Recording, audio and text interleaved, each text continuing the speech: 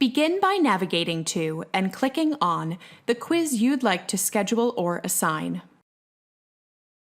On the next page, click the Actions menu to the right-hand side and select Edit Settings from the drop-down menu.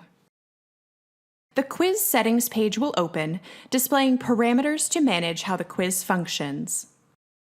To apply a deadline, set a window of opportunity in which students can complete the quiz, or apply any time limitations, scroll down and expand the Timing section.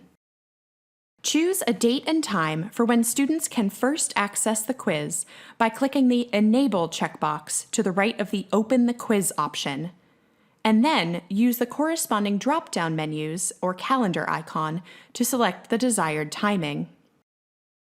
When satisfied with the quiz opening time, click the Enable checkbox to the right of the Close the Quiz setting on the next row, and select the date and time you want the quiz to be closed or locked, effectively applying a due date and time.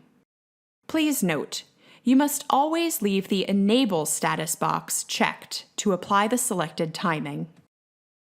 You may also choose to apply a time limit to the quiz within the same timing section of the quiz settings page.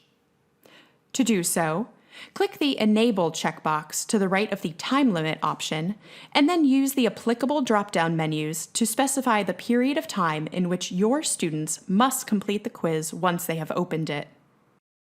Next, you may adjust the automated action if and when the set time limit expires before the student has completed their quiz.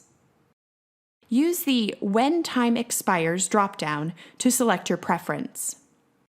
We recommend leaving this setting as the default of Open Attempts are submitted automatically, meaning that the student's quiz will automatically submit for them when the time limit expires so that they will receive credit for their progress until that point.